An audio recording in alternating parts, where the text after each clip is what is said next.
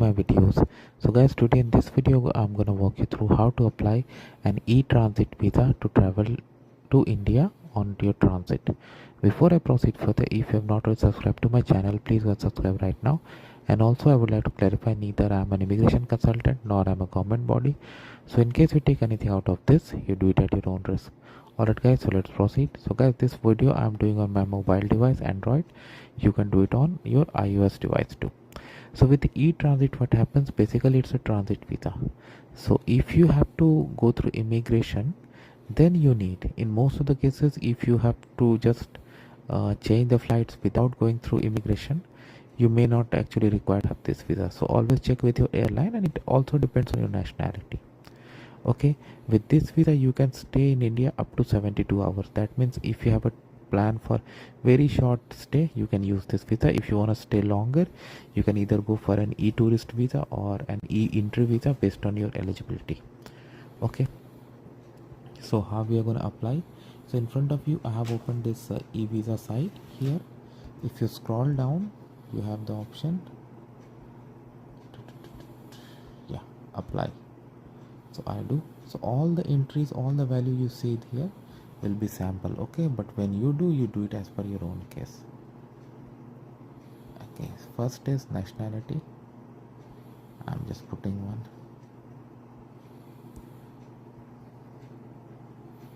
So for Canadian national, there is additional restriction. If you are defense, military or security, if you have worked up on or you've retired, you have to go for regular visa.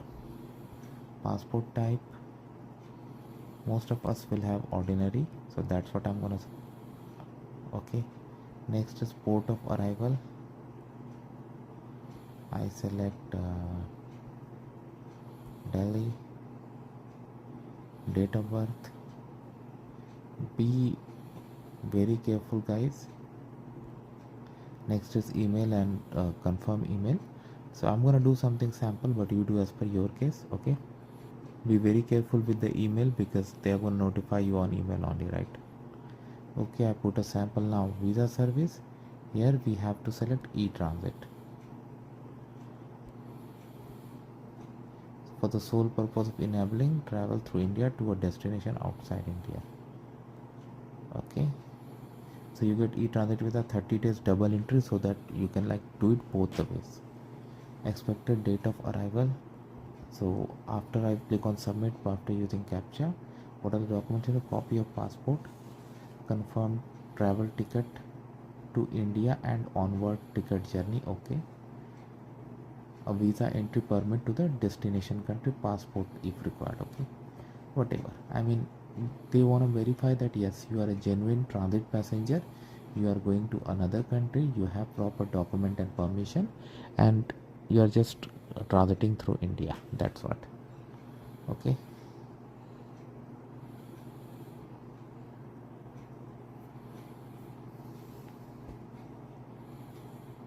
now okay, we are on the next page.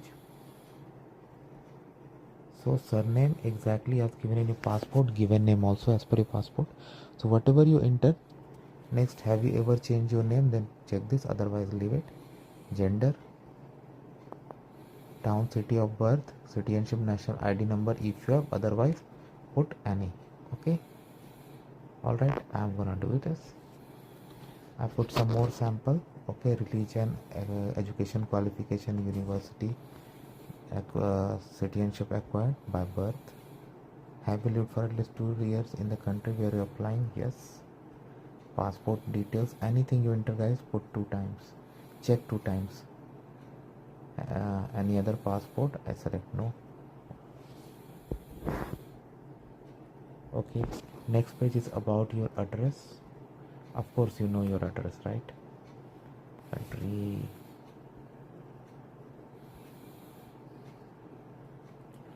So I'm gonna put some sample guys. Permanent, same as present, like this.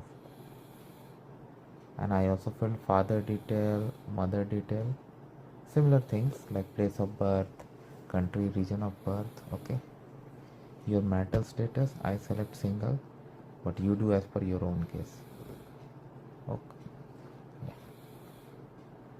parents, grandparents, matter pater, Pakistan, held areas that belong to Pakistan national. I select no. Present occupation, select whatever you are. Let's say you are a business person.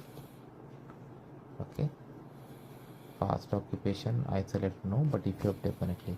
Have you, or are you wearing military, semi-military, police, security? I select no. Okay.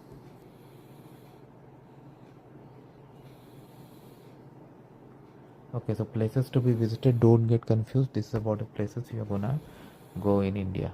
So I'm just putting New Delhi. I'm transiting, so why would I book any room anywhere? I said no. Name of destination country, okay, for the okay, for this particular kind of visa. Let's say you are traveling from India to Laos. Okay.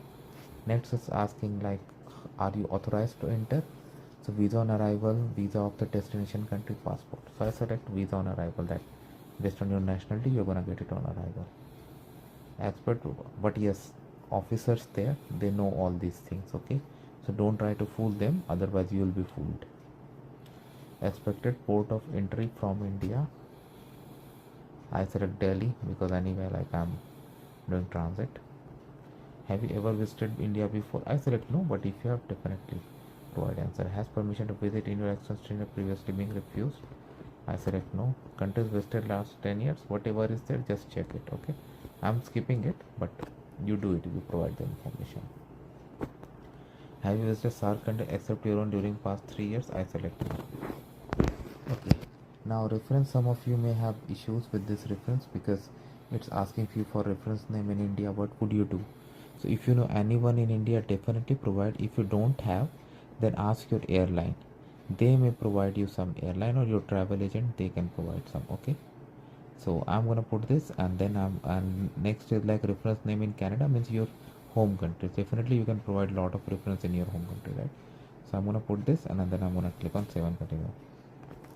Next is they ask you security questions. Okay, have you ever been arrested, prosecuted? Have you ever been refused? Have you ever been engaged in human trafficking? Have been engaged? Okay. I'm just doing this, but you do it carefully and after understanding this. Okay.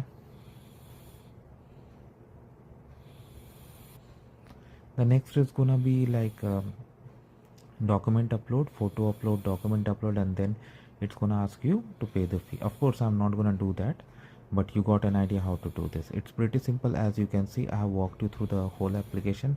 Next is like just photo and other things, so that I'm not gonna do because I don't want to pay and upload something. So once it is processed, you are gonna get an email, and then if granted, you are all good to go. So that is how it works, guys. Let me know what you feel about it. Thanks for watching this, and please subscribe to the channel. Thank you.